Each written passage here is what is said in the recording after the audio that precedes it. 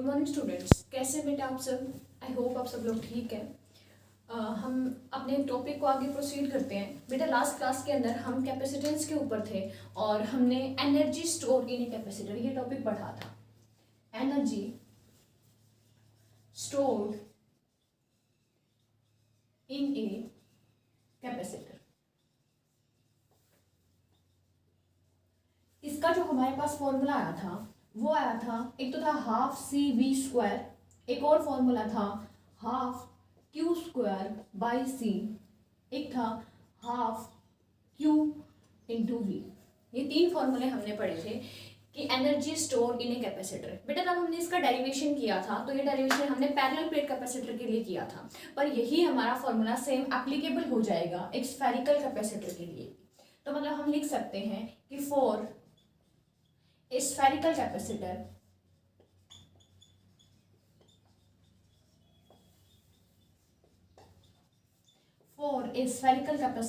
हम फॉर्मूला लिख सकते हैं, आपके पास क्या होगा, हाफ क्यू स्क्वायर बाई सी। और आपको पता है कि सी की वैल्यू होती है 4 पाई एप्सिलॉन नॉट आर, और हम इसको अगर ऊपर पुट कर दें तो हमारी एनर्जी हो जाएगी half Q square upon 4 pi epsilon naught R. इसको हम फर्दर लिख सकते हैं 1/4 पाई एप्सिलॉन नॉट क्या बनेगा, के, तो के क्यू स्क्वायर अपॉन 2r। ये है हमारी energy store in A spherical capacitor of radius r, और उसको हम सेल्फ एनर्जी ऑफ कैपेसिटर भी बोलते हैं। अब इसका मतलब क्या है और यूज क्या है वो समझते हैं। देखो, जो ये आपने एनर्जी निकाली थी कैसे निकाली थी, आपने ये कहा था कि आपके पास एक पैरेलल प्लेट कैपेसिटर था जो कि इनिशियली अनचार्ज था और आपने इसको क्यू चार्ज दिया। तो क्यू चार्ज देने में जो एनर्जी इसके अंदर स्टोर हो गई वही एनर्जी आई थी हाफ सी वी स्क्वायर। तो ऐसे ही अब हमारे पास क्या होगा, एक स्फेरिकल कैपेसिटर है जिसका रेडियस आर है, इनिशियली ये अनचार्ज है, मतलब इसमें क्यू इनिशियल है वो 0 है, और आप क्यू फाइनल थोड़ी देर बाद आप उसके ऊपर क्यू चार्ज दे देते हैं, ये चार्ज इसके ऊपर डिस्ट्रीब्यूट हो चुका है। तो इस चार्ज को डिस्ट्रीब्यूट करने में जो एनर्जी लगी या ये जो वर्क हुआ वही वर्क इसकी एनर्जी में कन्वर्ट हो गया, और वो एनर्जी है के क्यू स्क्वायर बाई 2r। अब इसको हमें यूज कहाँ करना है, बहुत बार क्वेश्चन तुमसे ये पूछ सकते हैं कि आपके पास एक स्फेरिकल कैपेसिटर है जिस पे आपने क्यू चार्ज को डिस्ट्रीब्यूट किया है जिसका रेडियस r है, और अब आप इस क्यू चार्ज को रिमूव करना चाहते हैं। पहले तो आप चार्ज इसके ऊपर लेके आ रहे थे, लेकिन अब आप इस चार्ज को रिमूव कर रहे हो, तो इसको रिमूव करने में आपको कितना वर्क करना पड़ेगा। तो हम कहेंगे अगर हमारे पास क्यू चार्ज के साथ एक कैपेसिटर है तो उसके पास एनर्जी कितनी है, के क्यू स्क्वायर अपॉन 2r, तो हमें इतना ही वर्क करना पड़ेगा कि एनर्जी कितनी हो जाए, 0। मतलब हमें यही जो इसकी सेल्फ एनर्जी है, इसकी सेल्फ एनर्जी के बराबर हमें वर्क करना पड़ेगा कि इसका सारा चार्ज रिमूव हो जाएगा। और क्या यूज है इसका, और यूज ये है बेटा, आपने potential energy of system of charges पढ़ा था। तो अब हम एक क्वेश्चन कर रहे हैं कि सपोज करो आपके पास ये एक स्फीयर है, आपके पास यहाँ एक दूसरा स्फीयर है, मान लीजिए इसका रेडियस r है, इसका रेडियस 2r है, और इस तरीके से रखे हुए हैं कि इनके सेंटर टू सेंटर जो इनका डिस्टेंस है वो 6r है। इसके ऊपर आपने क्यू चार्ज दिया हुआ है और इसके ऊपर भी आपने क्यू चार्ज दिया हुआ है, प्लस क्यू चार्ज। तो आपको कैलकुलेट करना है कि calculate the potential energy of system. क्या है कि हमारे पास एक स्फेयर है, दूसरा स्फेयर है, दोनों पे प्लस क्यू चार्ज है, इसका रेडियस r है, इसका रेडियस 2r है, और दोनों के सेंटर टू सेंटर 6r का डिस्टेंस है। अब आपको इसकी टोटल पोटेंशियल एनर्जी निकालनी है सिस्टम की। वीडियो को पॉज कीजिए, 1 मिनट के लिए सोचिए और फिर उसके बाद आप आंसर कीजिए। अब देखिए बेटा कि आई थिंक बेटा आप सबने ट्राई किया होगा ये क्वेश्चन, तो हम इसके सॉल्यूशन को डिस्कस करते हैं कि कैसे होगा। देखिए, अब ये स्फीयर है, पहले आपने इसको क्यू चार्ज दिया, तो इसके ऊपर क्यू चार्ज देने में तो वर्क करना पड़ेगा ना। देखो जैसे आप करते थे कि एक चार्ज को इन्फिनिटी से लेके आएंगे तो उसके लिए हमें कोई वर्क नहीं करना पड़ता था, पर यहाँ पे ये स्फेयर है, इस स्फेयर को आपको प्लस क्यू चार्ज देना है, तो ये प्लस क्यू चार्ज देने में कितनी एनर्जी खर्च होगी, सेल्फ एनर्जी। तो आप इसको स्फेयर नंबर 1 बोल दीजिए और इसको स्फेयर नंबर 2 बोल दीजिए। तो हम कहेंगे टोटल एनर्जी कैसे निकलेगी, सेल्फ एनर्जी ऑफ फर्स्ट, मतलब इसके ऊपर क्यू चार्ज डिस्ट्रीब्यूट करने में जो हमें मेहनत करनी लगी वो, प्लस इसके ऊपर भी क्यू चार्ज डिस्ट्रीब्यूट करना है तो सेल्फ एनर्जी ऑफ 2, और प्लस इन दोनों की वजह से जो इंटरेक्शन की भी वजह से एनर्जी होगी, मतलब U12, जो 1 और 2 ये पॉइंट चार्जेस की तरह बिहेव करेंगे। आपको पता है कि जो भी चार्ज होता है स्फीयर पे वो डिस्ट्रीब्यूटेड होता है, बट वो बिहेव ऐसे करता है जैसे उसके सेंटर पे लोकेटेड है। तो ये आपके पास टोटल एनर्जी आएगी। तो क्या फॉर्मूला बनेगा, हम कहेंगे KQ²/2R इसके लिए, प्लस KQ²/2, ये 2 तो देखो ऑलरेडी फॉर्मूले में है और इसका रेडियस है 2R, और प्लस यहाँ पे क्या आएगा K, इसका चार्ज Q, इसका चार्ज Q, और अपॉन डिस्टेंस, डिस्टेंस कितना है 6R। ये हमारा फाइनल आंसर है। जो भी बेटा हमने लिखा है आप उसको नोट कीजिए वीडियो को पॉज करके। नेक्स्ट देखते हैं बेटा, देखिए फिर से हमने एक स्फेरिकल कैपेसिटर, हमने एक पैरेलल प्लेट कैपेसिटर लिया है। इस कैपेसिटर की कैपेसिटेंस है C और हम इसको एक बैटरी की मदद से चार्ज कर रहे हैं। अब आपको ये पता है कि हम चार्जिंग प्रोसेस को काफी बार डिस्कस कर चुके हैं। अगर ये बैटरी का पॉजिटिव है तो ये क्या करेगा, यहाँ से इलेक्ट्रॉन्स को अट्रैक्ट करेगा और इलेक्ट्रॉन्स को इस वाली प्लेट के ऊपर डिपॉजिट कर देगा। तो हमें ये पता है कि यहाँ पे हमेशा कैसा चार्ज आएगा, पॉजिटिव, और यहाँ पे कैसा चार्ज आएगा, नेगेटिव आएगा, इक्वलेंट अपोजिट चार्जेस आएंगे। अब क्वेश्चन ये आता है कि बेटा ये जो चार्जेस हैं यहाँ से इलेक्ट्रॉन्स कब तक निकलते रहेंगे। तो फिर से यही बात कि चार्ज फ्लो कब तक होता है, तब तक पोटेंशियल सेम ना हो जाए। मतलब इस बैटरी का पोटेंशियल डिफरेंस कितना है, V। जब तक इसका पोटेंशियल डिफरेंस इस कैपेसिटर के पोटेंशियल डिफरेंस के बराबर नहीं हो जाएगा तब तक ये चार्जिंग प्रोसेस चलती रहेगी। आई रिपीट बेटा, ये कैपेसिटर हो सकता है इस कैपेसिटर पे इनिशियल चार्ज कुछ हो सकता है इनिशियल चार्ज इस पे 0 हो, हमें इस बात से कोई फर्क नहीं पड़ता। हमें ये पता है कि बैटरी का पोटेंशियल डिफरेंस है V, तो बैटरी का पोटेंशियल डिफरेंस और कैपेसिटर का पोटेंशियल डिफरेंस जब तक बराबर नहीं हो जाता तब तक ये चार्जिंग प्रोसेस कंटिन्यू रहेगी। कोई आपसे पूछे कि कैपेसिटर फुल्ली चार्ज हो चुका कैसे पता करेंगे, तो हम कहेंगे जितना पोटेंशियल डिफरेंस यहाँ है उतना ही पोटेंशियल डिफरेंस यहाँ होना चाहिए। और आपको ये पता था कि भाई जो एनर्जी स्टोर होगी इस कैपेसिटर में वो क्या होगी, ½ CV², या फिर फॉर्मूला होगा ½ Q×V, और एक तीसरा फॉर्मूला भी है ½ Q²/C। अब आप ये सोचिए कि ये क्या है, ये है energy store in the capacitor. अब आपको पता है ये एनर्जी कहाँ से स्टोर हुई है, तो हमें ये पता है कि यहाँ से यहाँ चार्ज को ट्रांसफर करने में हमें जो वर्क करना पड़ा वही वर्क किस में स्टोर हो गया है, वही वर्क एनर्जी में स्टोर हो गया है। क्या ये बात समझ आई कि भाई यहाँ से यहाँ प्लेट पे चार्ज को ट्रांसफर करने में जो हमने वर्क किया, जो मेहनत की, वही वर्क किस में कन्वर्ट हो गया, एनर्जी में कन्वर्ट हो गया। ये वर्क किया किसने, एक्चुअली में ये वर्क बैटरी ने किया। तो बैटरी ने क्या सिर्फ इतना ही वर्क किया जितना इसमें स्टोर हो गया। चलो कैलकुलेट करते हैं। तो अब हम कैलकुलेट करना चाहते हैं वर्क डन बाय बैटरी।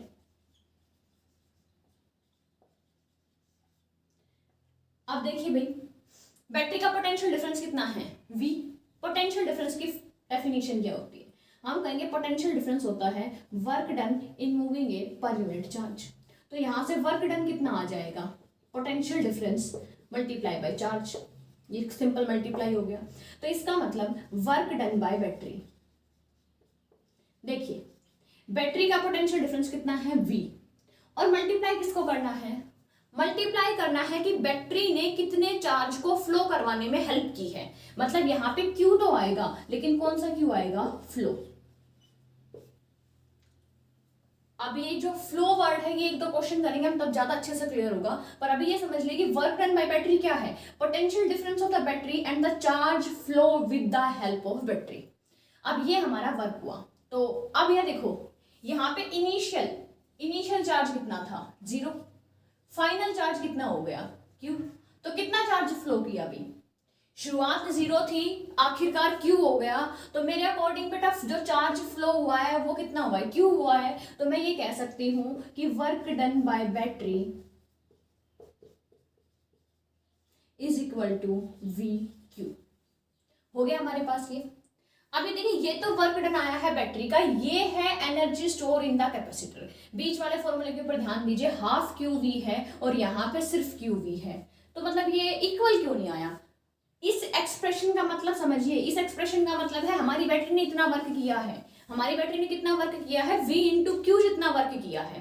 तो अब भाई बात आती है कि जो बैटरी ने वर्क किया वो वर्क तो किस में स्टोर होना चाहिए था, कैपेसिटर की एनर्जी में, पर कैपेसिटर की एनर्जी तो हाफ QV है, तो बाकी बचा हुआ वर्क कहाँ गया, वो हम कहेंगे बेटा देखो ये कनेक्टिंग वायर्स है। अब इस कनेक्टिंग वायर्स में क्या कर रहा है, चार्ज फ्लो कर रहा है ना, चार्ज आप यहां से यहां ट्रांसफर कर रहे हैं, तो क्या प्रोड्यूस होगी, हीट प्रोड्यूस होगी। आप ना चाहते हुए भी इस चीज को कंट्रोल नहीं कर सकते, हीट तो प्रोड्यूस होगी ही होगी, और वो हीट एक तरीके से एनर्जी को वेस्ट कर रही है। तो हम ये कहते हैं बेटा कि जो वर्क डन बाय बैटरी होता है वो एक्चुअली 2 पार्ट में होता है। उसकी वजह से बैटरी ने जो मेहनत की चार्ज को ट्रांसफर करने में, इससे हमारी कैपेसिटर की एनर्जी में चेंज आता है, ठीक है। और बाकी बची हुई हीट जो है, जो बाकी बची हुई एनर्जी है वो हीट में कन्वर्ट होती है। तो ये हमारे लिए एक इम्पॉर्टेंट इक्वेशन है। हम कहेंगे कि बैटरी जो वर्क करेगी उससे कैपेसिटर की एनर्जी में चेंज आएगा और बची हुई एनर्जी कहाँ चली जाएगी, हीट में डिसिपेट हो जाएगी, हीट डिसिपेशन होगा। क्यों होगा, क्योंकि इस प्रोसेस में, चार्जिंग प्रोसेस में करंट फ्लो कर रहा है हमारी वायर्स के अंदर। अब देखिए, अब बैटरी का वर्क कितना है QV। अब देखिए कैपेसिटर पे इनिशियल चार्ज था 0, तो इसका मतलब उसकी इनिशियल एनर्जी भी हो गई 0 और फाइनल एनर्जी है हाफ QV। तो चेंज कैसे निकालते हैं, फाइनल माइनस इनिशियल और प्लस हीट, कुछ तो सिस्टम में हीट भी डेवलप हुई होगी, तो हम कहेंगे QV is equal to half QV और एक प्लस हीट। तो यहां से हीट का फॉर्मूला मिलता है हमें QV माइनस हाफ QV, जो आएगा हाफ QV। आप बहुत ही ध्यान से सुनिए बेटा, बैटरी ने कितना वर्क किया QV या VQ, जिसका हाफ पार्ट तो चला गया इसकी एनर्जी में और हाफ पार्ट वेस्ट हो गया हीट में। पर आपके लिए जो इक्वेशन इंपॉर्टेंट है वो ये है, जो कि एक तरीके से law of conservation of energy है। ये हमें याद नहीं रखना परमानेंटली कि हीट हमेशा हाफ QV होगी, वो तो क्वेश्चन टू क्वेश्चन डिपेंड करेगा। हो सकता है हीट डिसिपेशन कम भी हो, ज़्यादा भी हो, इससे ज़्यादा भी हो सकता है, ऐसी बात नहीं है। पर आपको ये ध्यान रखना है कि जो बैटरी है वो जो वर्क करेगी उसको 2 पार्ट में हम डिवाइड करेंगे। एक पार्ट जाएगा कैपेसिटर की एनर्जी को चेंज करने में और एक पार्ट जाएगा हीट में। तो ये हमारी इंपॉर्टेंट इक्वेशन है, इसको फटाफट यहाँ तक नोट कीजिए और फिर हम क्वेश्चंस करते हैं इसके ऊपर। क्वेश्चन देखते हैं बेटा, 2 क्वेश्चंस है हमारे पास। पहले क्वेश्चंस का डिफरेंस समझिए, तभी इसका आंसर का डिफरेंस समझ आएगा। यहाँ पे हमने एक पैरेलल प्लेट कैपेसिटर लिया है जिसपे बेटा ऑलरेडी 8 कूलम चार्ज है। ध्यान से सुनिए कि जो 8 कूलम चार्ज है ये इनिशियल चार्ज है, पहले से हमारे सिस्टम पे 8 कूलम चार्ज है। और ध्यान देना कि जो इनिशियल चार्ज है वो इस तरीके से है कि इस वाली प्लेट पे तो पॉजिटिव चार्ज है और इस वाली प्लेट पे नेगेटिव चार्ज है। और फिर हमने इस पैरेलल प्लेट कैपेसिटर को इस बैटरी से कनेक्ट कर दिया। ये जो बैटरी है ये 5 वोल्ट की है। अभी तो स्विच ओपन है, स्विच ओपन ही ये शो कर रहा है कि ये जो चार्ज है ये इनिशियल है।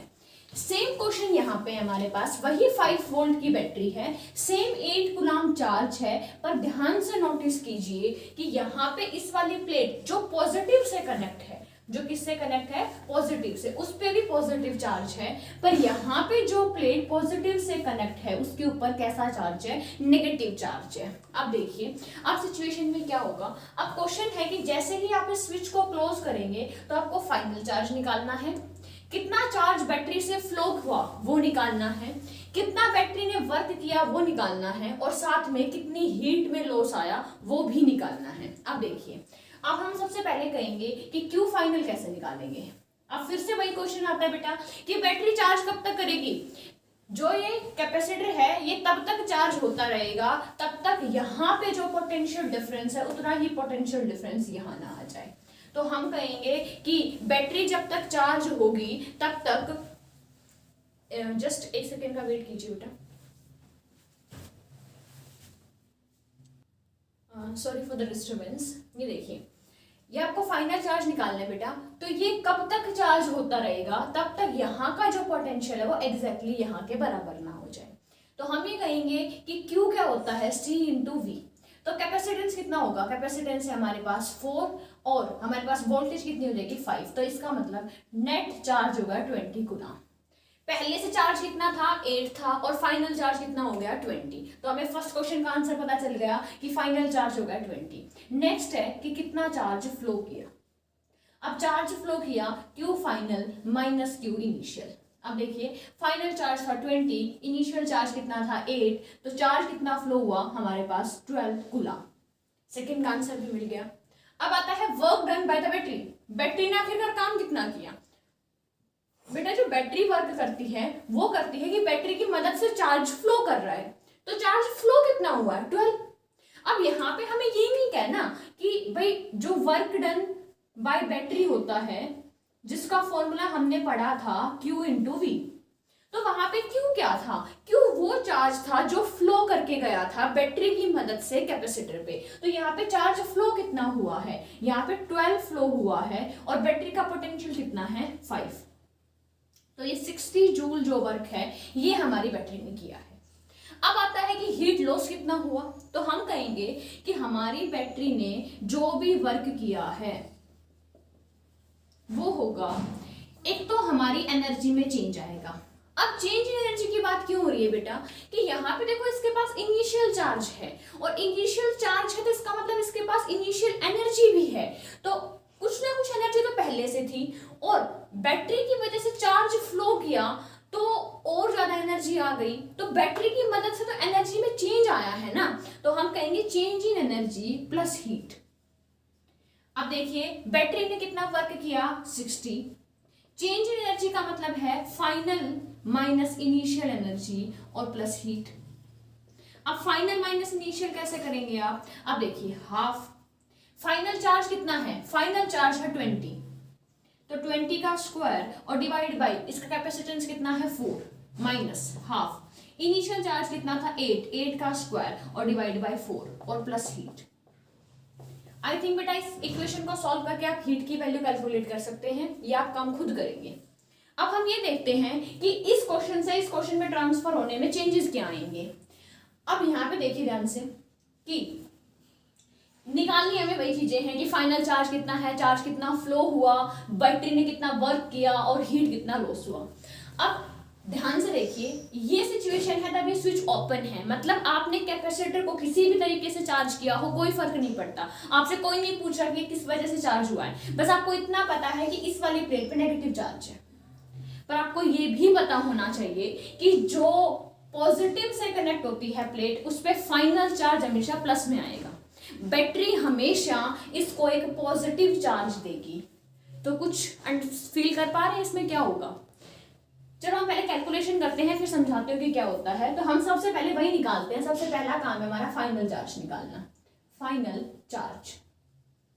अब फाइनल चार्ज कैसे निकालेंगे, हम कहेंगे क्यू फाइनल आएगा, भाई बैटरी कब तक इसको चार्ज करती रहेगी तब तक यहाँ का पोटेंशियल 5 ना हो जाए, तब तक सेम पोटेंशियल ना हो जाए। तो हम कहेंगे 5 और कैपेसिटेंस है 4, मतलब फाइनल चार्ज तो इस पे भी 20 ही होगा। ध्यान से देखिए, बैटरी अपना वही काम कर रही है, दोनों सेम कैपेसिटर हैं, दोनों अलग अलग तरीके से चार्ज हुए थे, पर फाइनल चार्ज तो बैटरी की मदद से अभी भी 20 ही आएगा। अब देखो, अब नेक्स्ट निकालना है चार्ज फ्लो, कि चार्ज फ्लो कितना किया। तो हम कहेंगे चार्ज फ्लो आएगा Q final minus Q initial. अब खुद सोचिए बेटा, इस 20 कूलम चार्ज का मतलब समझते हैं आप क्या है। इसका मतलब है इस वाली प्लेट पे +20 का होना और इस वाली प्लेट पे -20 होना। पर शुरुआत में सिचुएशन कैसे थी, यहाँ पे -8 था। ये देखो, ये शुरुआत की सिचुएशन है, ये फाइनल सिचुएशन है। तो आप खुद इमेजिन कीजिए कि बैटरी ने क्या किया होगा। बैटरी चार्ज प्रोवाइड कर रही है, पहले ये -8 जीरो पे पहुंचा होगा और फिर 0 से +20 गया होगा। देखिए ना, ऐसे तो होगा, -8 कूलम है और +20 जाना है, तो बैटरी ने कितना सफर ट्रैक किया भाई, -8 से 0 पे भी आए और 0 से 20 पे भी गए। तो एक तरीके से 8 कूलम चार्ज तो यहाँ से और 20 यहाँ से, तो कितना आंसर आएगा, 28 आएगा। इसको निकालेंगे कैसे, अब देखिए, अब क्यू फाइनल कैसा है, प्लस में 20 है और इनिशियल कैसा है, माइनस में है, तो आपको यही साइन कंसिडर करने पड़ेंगे साथ में। हम कहेंगे फाइनल चार्ज है +20, माइनस तो फॉर्मूले की वजह से आया है, बट इनिशियल चार्ज था -8, तो हम कहेंगे टोटल चार्ज फ्लो हुआ है 28 कूलम। इस बार बैटरी ने कितना चार्ज फ्लो करवाया, 28 कूलम चार्ज फ्लो करवाया, ये ध्यान रखिए। तो यहां से हमें क्वेश्चन में फर्क पहचानना है कि भाई अगर यहाँ पे इसको हम अच्छे से समझ भी सकते हैं, सिर्फ फॉर्मूले की बात नहीं है बेटा। यहाँ पे -8 था, बैटरी को तो प्लस करना ही करना है, तो पहले -8 से 0 पे गए होंगे और 0 से फिर हम 20 की तरफ गए होंगे, तो ये आ गया चार्ज फ्लो। अब नेक्स्ट आता है work done by battery. Work done by battery, अब देखिए वर्क डन बाय बैटरी कैसे निकालते हैं, हम कहेंगे V × Q, और Q कौन सा, जो चार्ज फ्लो हुआ है। तो इस केस में V है हमारा 5 और फ्लो हुआ है 28, तो इसको आप कैलकुलेट कर सकते हैं, जूल्स में आंसर आएगा। नेक्स्ट है हमारे पास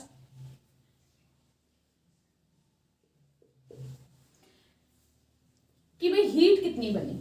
अब हीट निकालने का सेम वही प्रोसीजर है, हमें कोई रट्टा नहीं मारना। हम कहेंगे वर्क डन बाय बैटरी किसके बराबर होगा बेटा, वर्क डन बाय बैटरी होता है change in potential energy plus heat. अब यहाँ पे एक चीज देखिए फटाफट, बैटरी ने कितना वर्क किया, 140 इक्वल टू चेंज कैसे निकालेंगे, final minus initial plus heat.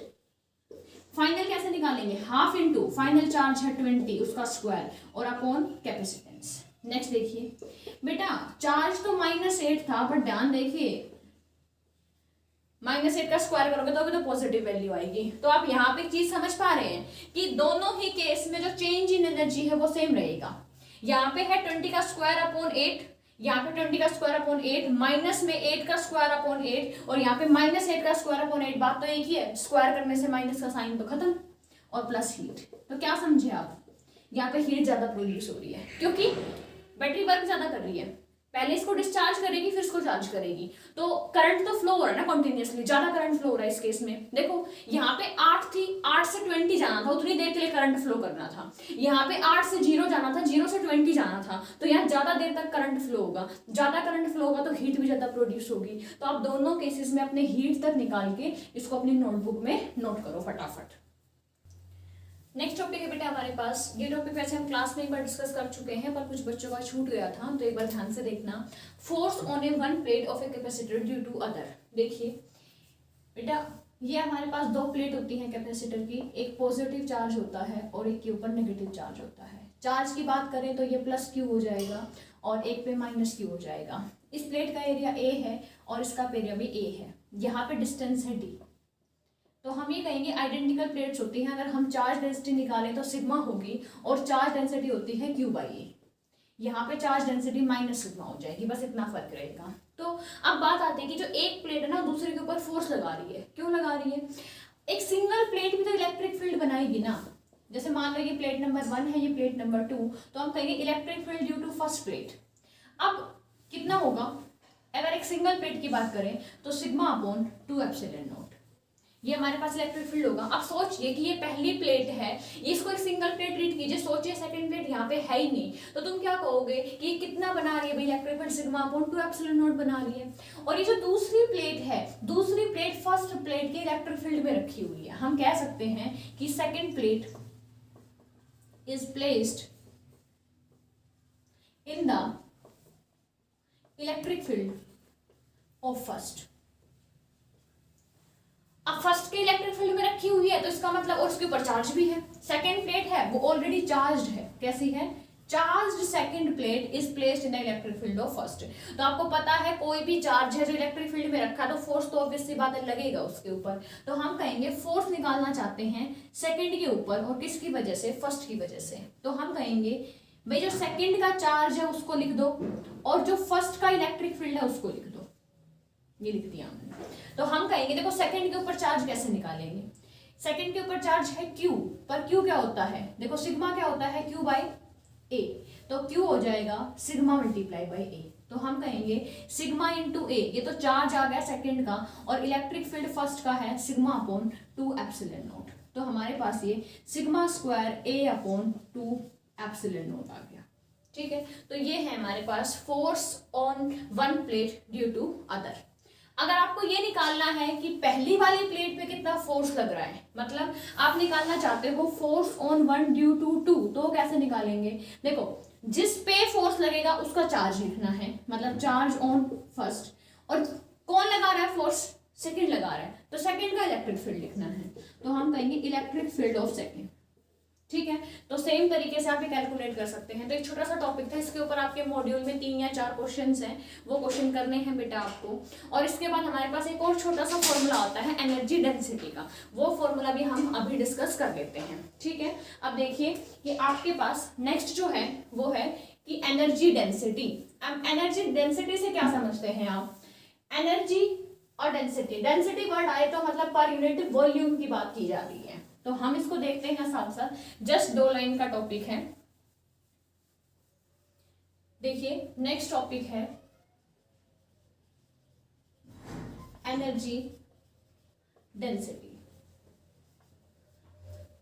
अब एनर्जी तो हमने कैलकुलेट की थी, क्या थी, हाफ सी वी स्क्वायर किया था। अब आपको निकालनी है एनर्जी डेंसिटी। तो एनर्जी डेंसिटी को हम स्मॉल यू से रिप्रेजेंट करेंगे, और ये होता है एनर्जी डिवाइड बाय वॉल्यूम।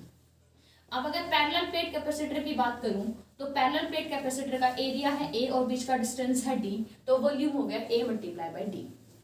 अब आप यहाँ पे क्या कर सकते हैं, C की वैल्यू पुट कर सकते हैं। C क्या होता है, epsilon not A by D, और डिवाइड ऑलरेडी है A मल्टीप्लाई D से, और साथ में है V स्क्वायर।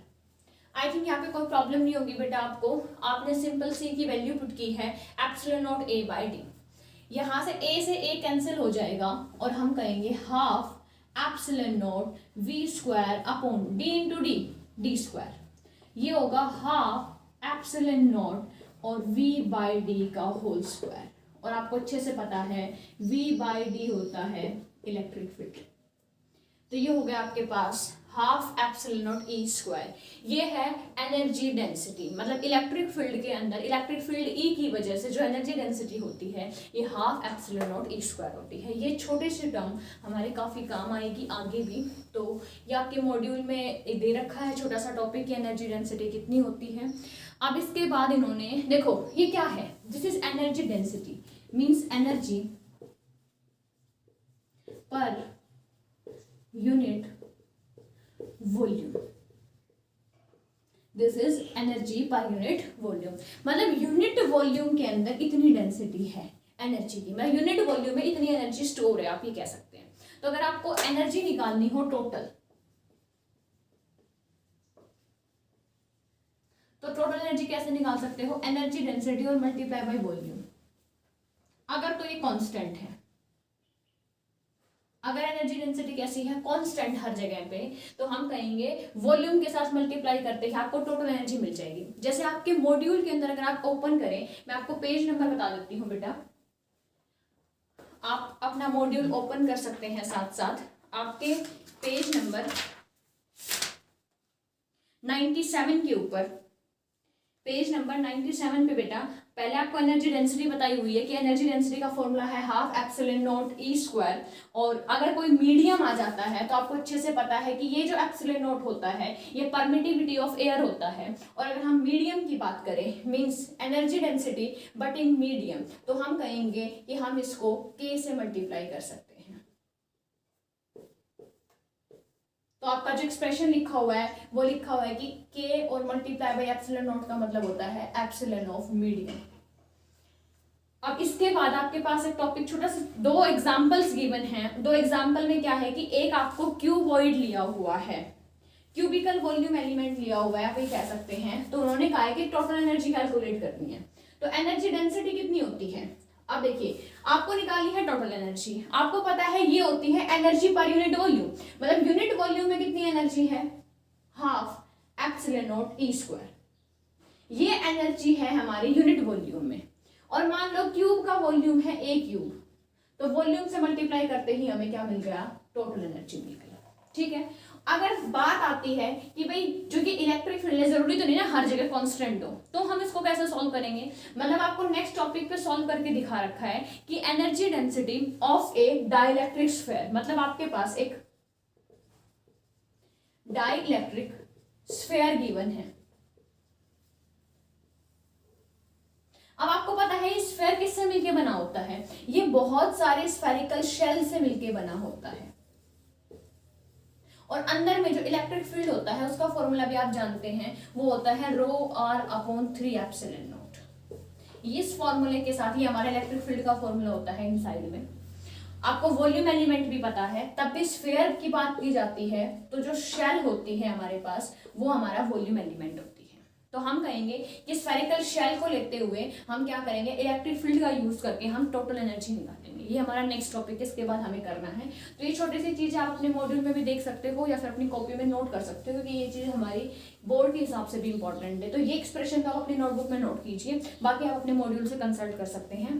इसके बाद हम नेक्स्ट टॉपिक करेंगे कि हमें स्फीयर की एनर्जी कैसे कैलकुलेट करनी है, तब तक आप इसको नोट कीजिए। देखते हैं बेटा, हमें एनर्जी कैलकुलेट करनी है। ये हमारे पास इंसुलेटिंग स्फीयर गिवन है।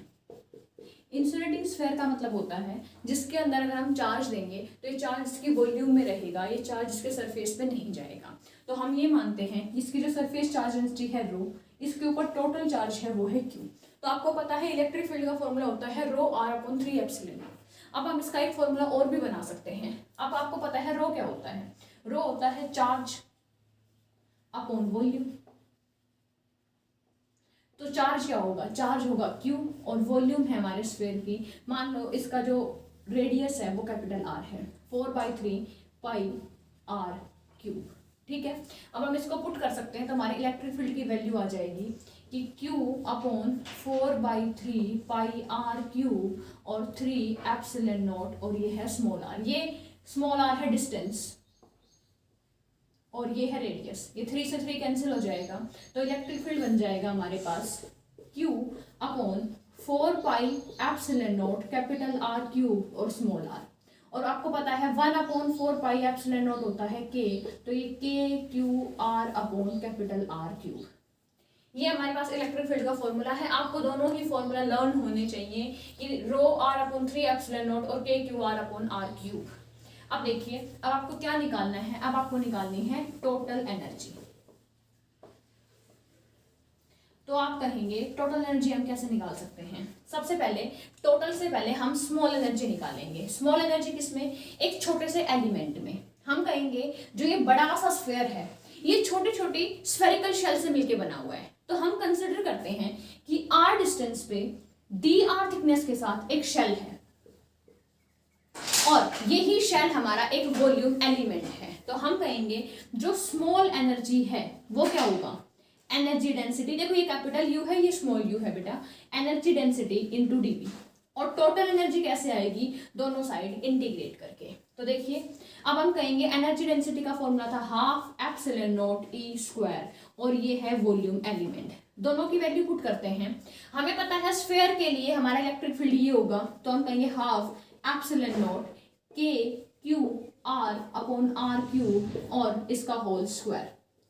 और इंटीग्रेशन करना है हमें, किसके साथ करना है, dV। वॉल्यूम एलिमेंट क्या है हमारा, 4 पाई आर स्क्वायर इंटू dr। हो गया बेटा इतना। अब कहाँ से कहाँ इंटीग्रेशन करना है, हमें पूरे स्फीयर के लिए कैलकुलेट करना है। तो 0 से लेके हम कैपिटल R तक मूव करेंगे। अब जो चीज कांस्टेंट आप उनको बाहर निकाल सकते हो। देखो हाफ कांस्टेंट है, एप्सिलॉन नॉट कांस्टेंट है, उसके अलावा कैपिटल K स्क्वायर कांस्टेंट है, Q स्क्वायर कांस्टेंट है और अपॉन R की पावर 6 कांस्टेंट हो जाएगा। यहाँ पे देखिए, यहाँ पे है R की पावर 2 इंटीग्रेशन के अंदर, और यहाँ पे भी है r की पावर 2, तो ये हो गया r की पावर 4। साथ में ये 4 पाई कॉन्स्टेंट है, आप इस 4 पाई को बाहर ले सकते हैं। अब r की पावर 4 का इंटीग्रेशन करना है 0 से लेके r, और इसका हम इंटीग्रेशन करेंगे तो ये आएगा 4 pi epsilon not upon 2 k square q square upon r की पावर 6, और साथ में आएगा ये r की पावर 5 अपॉन 5। ठीक है, अब इसको आप सॉल्व कर सकते हैं बेटा। अब आप लिमिट पुट करेंगे 0 से लेके कैपिटल R, तो आई थिंक यहाँ तक आ जाएगा हमारे पास 4 पाई एप्सिलॉन नॉट, यहाँ पे है ये 5 टू जा 10। नेक्स्ट है हमारे पास k square q square upon r की पावर 6। अपर लिमिट है हमारे पास कैपिटल R, तो कैपिटल R की पावर 5। इसको हम थोड़ा कैंसिल करते हैं, ध्यान से देखिए।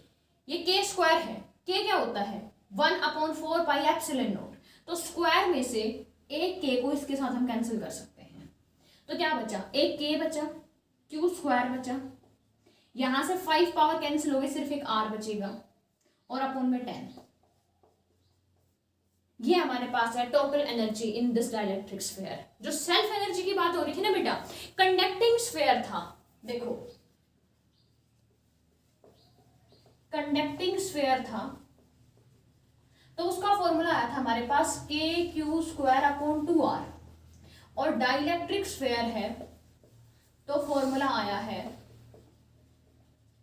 k q square upon 10r। ये डेरिवेशन आपका समझने के लिए है, मेनली आपको फॉर्मूला ध्यान रखना है क्योंकि आपके जो क्वेश्चंस होंगे वो फॉर्मूला बेस्ड होंगे।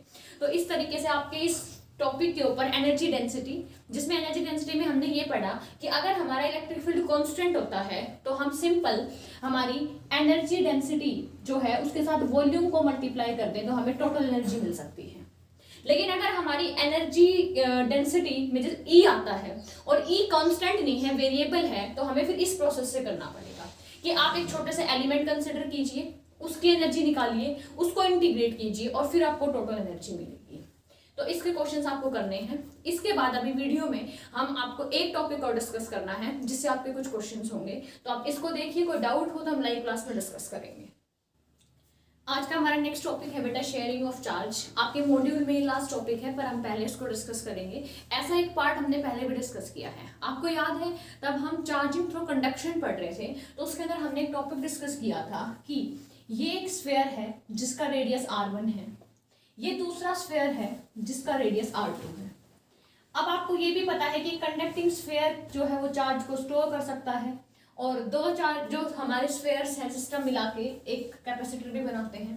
तो अब आपको पता है कि आप इन दोनों को अगर एक कंडक्टिंग वायर से कनेक्ट कर देते हैं तो इसमें चार्जेस फ्लो करते हैं, और चार्जेस कब तक फ्लो करते हैं आप ये बात अच्छे से जानते हैं।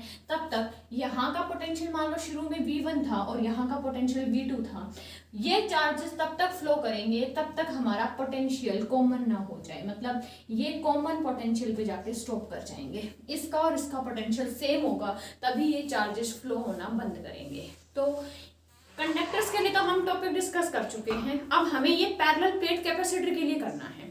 मतलब जैसे हमारे पास बेटा सपोज कीजिए ये एक पैरेलल प्लेट कैपेसिटर है, आपने इसको चार्ज किया, आपने एक बैटरी ली, बैटरी V1 थी, बैटरी की वैल्यू थी V1, कैपेसिटर था C1, इसको चार्ज किया, और चार्ज करने से मान लो इसके ऊपर चार्ज आ गया Q1। अब आपको ये पता है कि ये बैटरी इसको कब तक चार्ज करेगी, तब तक बैटरी का पोटेंशियल और इसका पोटेंशियल बराबर ना हो जाए। तो हम कहेंगे अगर बैटरी का पोटेंशियल डिफरेंस V1 है तो कैपेसिटर के पास भी कितना पोटेंशियल हो जाएगा, V1। सेम तरीके से आप एक और कैपेसिटर को चार्ज करेंगे। देखिए यहाँ पे आप कहेंगे कि ये C2 है, इसकी वैल्यू कैपेसिटेंस की, इसको आपने एक बैटरी से कनेक्ट कर दिया, बैटरी की वैल्यू है V2 और इसके ऊपर चार्ज आएगा Q2। इस तरीके से आपने दो कैपेसिटर्स को चार्ज कर दिया है। ये जो दो कैपेसिटर हैं ये अलग अलग बैटरी की मदद से अलग अलग चार्ज और अलग अलग पोटेंशियल के साथ चार्ज हो चुके हैं। अब आप क्या कर सकते हैं, अब आप इसके दोनों के पोटेंशियल्स जो है वो फिलहाल डिफरेंट है, पर आप इनमें क्या करेंगे, ये कैपेसिटर लेंगे और ये कैपेसिटर लेंगे, उनको कनेक्ट करेंगे। देखिए ये बैटरी का पॉजिटिव तो यहाँ पे भी पॉजिटिव, ये बैटरी का पॉजिटिव तो यहाँ पे भी पॉजिटिव, ये नेगेटिव तो यहाँ पे नेगेटिव।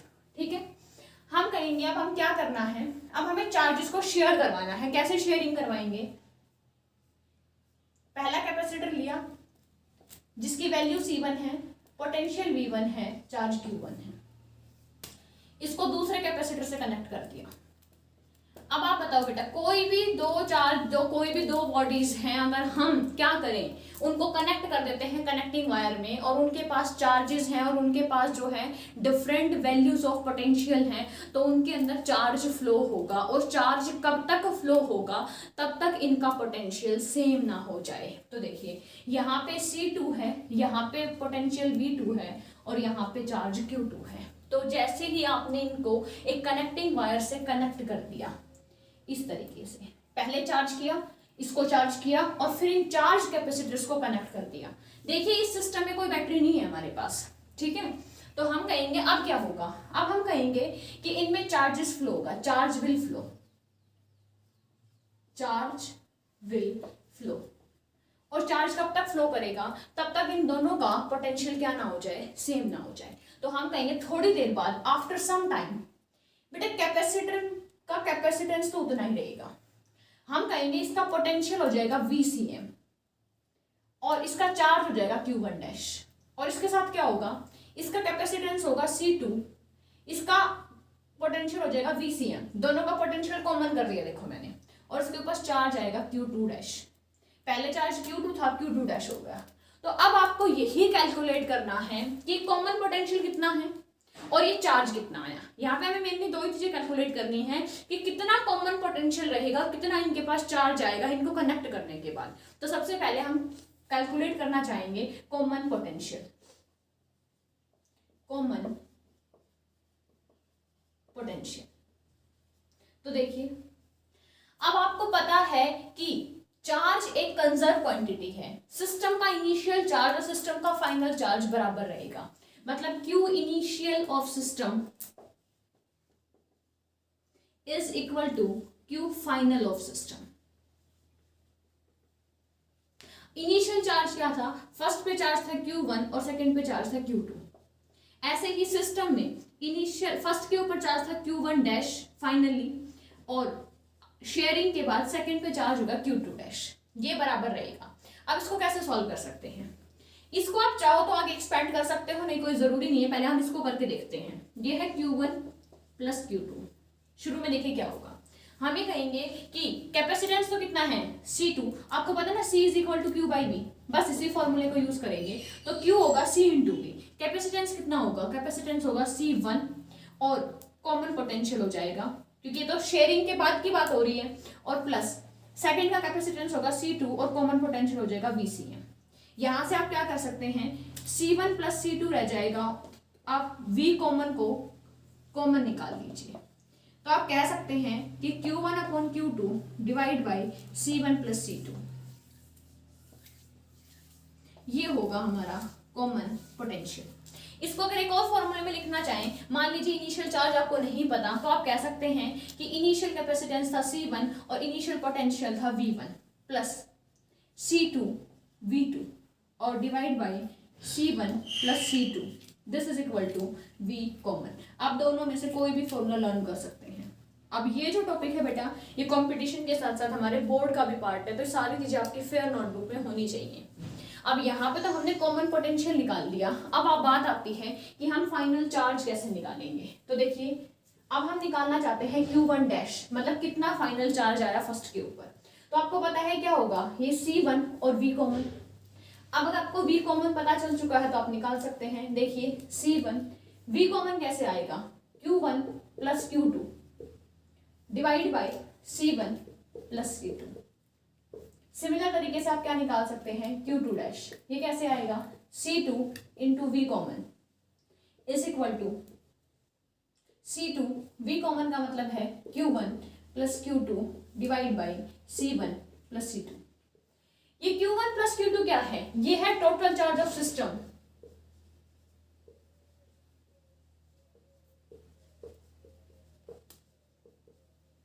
और C1 और C2 क्या है, ये है टोटल कैपेसिटेंस ऑफ सिस्टम।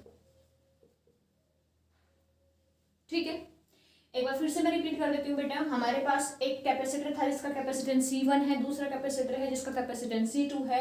यहाँ पे इसको V1 वोल्ट की बैटरी के साथ कनेक्ट किया गया, इसको V2 वोल्ट की बैटरी के साथ कनेक्ट किया गया, इसका चार्ज Q1 हो गया, इसका चार्ज Q2 हो गया, और दोनों को हमने कनेक्ट कर दिया है आपस में। इन दोनों को आपस में कनेक्ट करने से क्या होगा, चार्ज फ्लो करेंगे, और चार्जेस कब तक फ्लो करेंगे, until their potential becomes same. अब जब तक इनके पोटेंशियल सेम नहीं होते तब तक ये चार्ज फ्लो करते रहेंगे। तो हम कहेंगे कि थोड़ी देर बाद इनका पोटेंशियल हो जाएगा कॉमन, जिसको हम VCM से रिप्रेजेंट कर रहे हैं, और यहाँ पे चार्ज आएगा Q1 डैश और यहाँ पे चार्ज आएगा Q2 डैश। साथ में हम कहेंगे initial charge of the system is equal to final charge of the system. Initial charge Q1 plus Q2 और Q1 dash plus Q2 dash. ये हमारा कॉमन और जनरल तरीका था करने का। ये यहाँ तक आपको अपने फेयर कॉपी में नोट करना है, नोट कीजिए। तो इस अभी बेटा हमने कॉमन पोटेंशियल और फाइनल चार्जेस के बारे में देखा। अभी आप इसमें एक छोटी सी चीज जो हमें नोट करने वाला पॉइंट है वो ये है, देखो मैंने डायग्राम को नहीं रब किया है, देखिए कि यहाँ पे चार्जेस किए हैं इन दोनों कैपेसिटर को, यहाँ पे दोनों कैपेसिटर को कनेक्ट कर दिया। अभी भी मैं दोनों कैपेसिटर को कनेक्ट करूंगी पर एक डिफरेंट तरीके से, वो देखिए कैसे। हमें कह रहे हैं कि ये फर्स्ट कैपेसिटर है, इसका प्लस और इसका माइनस है, और यहाँ पे भी कैपेसिटर को कनेक्ट किया है बट यहाँ पे माइनस और यहाँ पे प्लस है। सेम सिचुएशन है, ये C2 है, V2 पोटेंशियल है, Q2 चार्ज है इसके ऊपर, ये भी C1 है, V1 है और Q1 है, लेकिन तरीका अलग है। यहाँ पे हम कहेंगे अनलाइक प्लेट्स आर कनेक्टेड।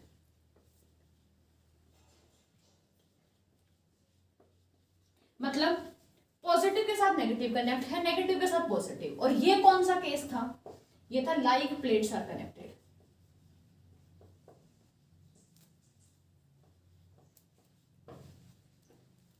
अब देखिए, जैसे आपने थोड़ी देर पहले जो क्वेश्चन किया था, जो आपको क्वेश्चन करवाया गया था बेटा, उसमें आपने जैसे साइन का देखा था कि एक रिवर्स करने से फर्क पड़ रहा था, तो सेम फर्क यहाँ पे भी पड़ेगा। अब मान लीजिए इसको आप स्टैंडर्ड मान के चलते हैं कि भाई ये प्लस है, इसको मैं सही मान रही हूँ, तो आपको यहाँ पे ये माइनस ऑफ Q2 लेके चलना पड़ेगा। सिर्फ ये चेंज आएगा, बाकी पूरा फॉर्मूला सेम रहेगा। सेम तरीके से अगर हम निकालना चाहे कॉमन पोटेंशियल, तो हम कहेंगे देखो यहाँ पे C1 रहेगा, V कॉमन हो जाएगा और चार्ज रहेगा Q1 डैश। यहाँ पे C2 होगा, V कॉमन होगा और Q2 डैश। चार्जेस तब तक फ्लो करते रहेंगे तब तक ये सेम ना हो जाए क्या, पोटेंशियल। अब देखिए, अब हम कहेंगे Q इनिशियल किसका, सिस्टम का, और Q फाइनल किसका, सिस्टम का। तो देखिए बेटा, इनिशियल चार्ज कितना है, अब हम कहेंगे Q1, बट अपोजिट होने की वजह से माइनस Q2 लेना पड़ेगा। बट चार्जेस इस तरीके से डिस्ट्रीब्यूट होंगे कि अगर ये प्लस है तो यहाँ पे प्लस ही रहेगा, या फिर ये माइनस है तो यहाँ पे माइनस आएगा। मतलब आफ्टर शेयरिंग ऑफ चार्जेस ये प्लेट सेम पोलैरिटी के अपने आप हो जाएंगे। तो हम कहेंगे फाइनल चार्ज आएगा Q1 dash plus Q2 dash. मतलब जो आपके फॉर्मूले में चेंज आएगा वो देखिए, पिछली बार हमने V कॉमन का फॉर्मूला किया था Q1 Q2, साइन मैं भी जानबूझ के नहीं लगा रही हूँ, C1 प्लस C2। यहाँ पे पिछली बार था प्लस, तो आप ध्यान रखना तब सेम प्लेट कनेक्ट है तो प्लस होता है, और अपोजिट प्लेट कनेक्ट है तो माइनस होता है। अपोजिट प्लेट्स के लिए यहाँ पे माइनस आएगा, सिर्फ हमें ये डिफरेंस नोट करना है, ठीक है। तो आपको जो है सिर्फ और सिर्फ ये बात पता होनी चाहिए कि आप सेकंड पॉइंट एक नोट की तरह कर सकते हैं कि अगर प्लेट्स को अपोजिट कर दिया जाए तो क्या होगा। अब इसके अंदर हमारे पास एक लास्ट टॉपिक बचा हुआ है बेटा, कि जो ये प्रोसेस हो रही है, चार्ज फ्लो कर रहे हैं, सेम बात है। देखो तब हमने इस पोटेंशियल को चार्ज करवाया था, सॉरी पोटेंशियल को नहीं बेटा, कैपेसिटर को चार्ज करवाया था। तब हमने इस कैपेसिटर को बैटरी की हेल्प से चार्ज करवाया था। तो हमने कहा था बैटरी ने वर्क किया था QV, और इसके पास एनर्जी आई थी हाफ QV। बाकी एनर्जी कहाँ चली गई, बाकी एनर्जी चली गई जब एक करंट फ्लो हो रहा है तो हीट के अंदर। तो क्या यहाँ पे हीट प्रोड्यूस नहीं होगी, बिल्कुल होनी चाहिए। ये कैपेसिटर है, ये दूसरा कैपेसिटर है, भाई क्या फर्क पड़ता है कि जो चार्ज है वो बैटरी की मदद से फ्लो कर रहे हैं या किसी भी। चार्ज के लिए कोई कंपल्शन नहीं है बैटरी होनी चाहिए, चार्ज के फ्लो के लिए जो कंपल्शन है ना वो पोटेंशियल डिफरेंस का कंपल्शन है। मतलब पोटेंशियल डिफरेंस होना बहुत जरूरी है। तो हम कहेंगे यहाँ पे भी तो पोटेंशियल डिफरेंस है ना, यहाँ पे भी तो चार्जेस फ्लो कर रहे हैं, यहाँ पे भी तो करंट है, तो हीट तो यहाँ पे भी डेवलप होनी चाहिए। तो हम ये कहेंगे हीट लॉस निकालना है हमें। तो हीट लॉस कैसे निकालेंगे वो देखिए। तो हम कहेंगे कि देखो वही सिंपल सा फंडा हमें स्टडी करना है, हीट लॉस। अब हीट लॉस कैसे होगा, वर्क डन बाय बैटरी किसके बराबर होता है, change in energy of capacitor plus heat. अब एक बात सोचिए बेटा, क्या सिस्टम में हमारे पास बैटरी है, हमारे सिस्टम में कोई बैटरी नहीं है, तो जब बैटरी है ही नहीं तो बैटरी का वर्क क्या होगा, जीरो। हम कहेंगे final minus initial, change in energy final minus initial होती है प्लस हीट। तो आप यहां से कह सकते हैं कि हीट का फॉर्मूला बनेगा हमारे पास, ये उस साइड आके हो जाएगा plus you initial minus you final. कहने का मतलब है जितनी भी एनर्जी का डिफरेंस आएगा वो डिफरेंस ही किस में चला जाएगा, हीट में। पर इस बार हमें डिफरेंस कैसे कैलकुलेट करना है, हमें इनिशियल माइनस फाइनल करना है। तो अब हम यू इनिशियल निकाल सकते हैं, व्हाट इज यू इनिशियल और व्हाट इज यू फाइनल। अब देखिए हम ऐसे निकालेंगे कि initial half C1 V1 square plus half C2 V2 square, ये है हमारी initial energy, half C1 V1 square plus half C2 V2 square. और फाइनल एनर्जी क्या है, देखिए हाफ, कैपेसिटेंस तो C1 रहेगा पर पोटेंशियल तो होगा कॉमन, प्लस हाफ ये C2 रहेगा पर पोटेंशियल हो गया कॉमन, और कॉमन पोटेंशियल का हमें फॉर्मूला भी पता है तो हम यू फाइनल भी निकाल सकते हैं। तो बस हमें यू कॉमन पोटेंशियल की वैल्यू पुट करके एक छोटा सा एक्सप्रेशन है, हम 2 मिनट में अभी खत्म कर देंगे। और इसके ऊपर बेटा आपके पास 20 क्वेश्चंस गिवन है मॉड्यूल में, वो करने हैं। तो आज के आपके ऑलमोस्ट 30 क्वेश्चंस हो गए मॉड्यूल के करने के लिए।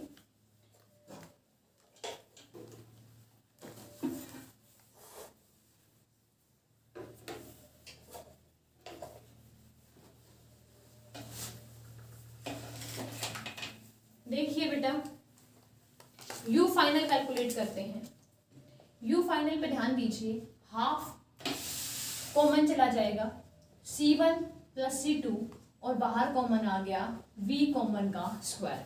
आई थिंक कोई प्रॉब्लम नहीं होगी बेटा, इसमें से हाफ और VCM स्क्वायर मैंने कॉमन ले लिया है।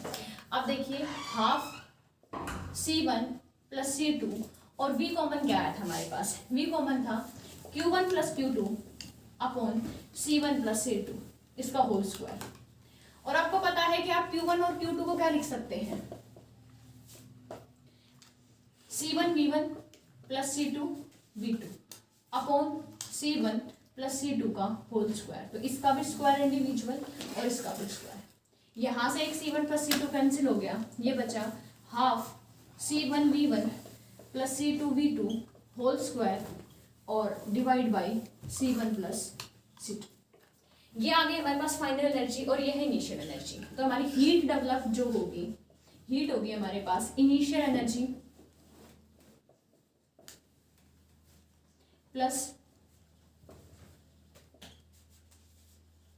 माइनस रहेगी फाइनल एनर्जी C2 V2 का होल स्क्वायर और डिवाइड बाय,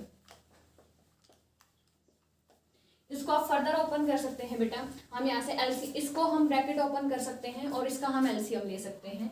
तो हम कहेंगे हाफ तो हम कॉमन निकाल लेते हैं और इसका एलसीएम लेंगे तो पूरे का एलसीएम आएगा C1 प्लस C2 और ये यहाँ पे मल्टीप्लाई होगा। तो हम कहेंगे C1 प्लस C2 मल्टीप्लाई होगा किससे, C1 V1 स्क्वायर से और C2 V2 स्क्वायर से। साथ में देखिए माइनस का साइन रहेगा यहाँ पे, इसको ओपन कर दीजिए, C1 square V1 square minus C2 square V2 square minus 2 C1 V1 और C2 V2। ये हमारे पास कंप्लीट एक्सप्रेशन है। इसको हम फर्दर सॉल्व कर सकते हैं। हाफ यहाँ पे रहेगा बेटा हमारे पास, देखिए C1 से मल्टीप्लाई होगा तो ये C1 का स्क्वायर और V1 का स्क्वायर रहेगा प्लस में C1 C2 और V2 का स्क्वायर प्लस C2 C1 और V1 का स्क्वायर और ये रहेगा प्लस में C2 V2 स्क्वायर। अब माइनस में है C1 square V1 square, minus में है C2 स्क्वायर और V2 स्क्वायर और माइनस में है 2 C1 C2 V1 V2। और इस पूरे के डिवाइड में है C1 प्लस C2। आप चिंता मत कीजिए, आपको डायरेक्ट ये फॉर्मूला याद नहीं रखना, जो क्वेश्चंस होंगे वो सिंपल हमारे यहाँ तक हो जाएंगे। ये जस्ट एक्सप्रेशन है जो हम कैलकुलेट कर रहे हैं, क्योंकि कई बार हमारे CBSE में पूछ लिया जाता है कि कितनी हीट लॉस हुई है। अब आगे देखिए, हाफ, यहाँ पे हम ये जो दो नेगेटिव टर्म्स हैं इनको हम कैंसिल कर सकते हैं, और यहाँ से हमारा कॉमन आ सकता है क्या, C1 C2। देखिए यहाँ पे क्या बचेगा, V2 का स्क्वायर बचेगा, यहाँ पे क्या बचेगा, जस्ट एक मिनट बेटा, ये मैंने गलत कैंसिल कर लिया, ये वाली टर्म कैंसिल होगी, ये एज इट इज रहेगी, C2 C1 V1 का स्क्वायर, तो ये V1 का स्क्वायर और यहाँ पे माइनस V1 V2 और divide by C1 plus C2। यहाँ पे फॉर्मूला बन गया a square plus b square minus 2ab, तो ये बनेगा half C1 C2 V1 minus V2 whole square और divide by C1 plus C2। ये हमारा फाइनल एक्सप्रेशन है। ये आप खुद से भी कैलकुलेट कर सकते हैं, कोई प्रॉब्लम नहीं है। लास्ट हमें अपनी नोटबुक में यहाँ तक करना है, बोर्ड पॉइंट ऑफ व्यू से, आपके क्वेश्चंस पॉइंट ऑफ व्यू से यहाँ तक आएगा। अब आगे सुनिए बेटा कि इसके बेसिस पे जो हमने आज डिस्कस किया है, हमारे जो क्वेश्चंस बनते हैं वो है हमारे पास कि जो force on one plate due to other, energy density और शेयरिंग ऑफ चार्ज। जो शेयरिंग ऑफ चार्ज है ये बिल्कुल लास्ट में मिलेगा आपके मॉड्यूल में, क्यूमुलेटिव से जस्ट पहले। इसके 20 क्वेश्चंस हैं, तो इन टोटल हमारे पास 30 क्वेश्चंस हैं। आप इस वीडियो को कंप्लीटली देखें, साथ में 30 क्वेश्चन सॉल्व करें। जो हमारा मंडे का लाइव लेक्चर होगा उसमें हम इस लेक्चर के अंदर आपको जो भी प्रॉब्लम आई होगी उसको डिस्कस करेंगे, और साथ साथ जो आपके 30 क्वेश्चंस हैं उनकी प्रॉब्लम्स को डिस्कस करेंगे। थैंक यू, और आप अपना होमवर्क अच्छे से और प्रॉपर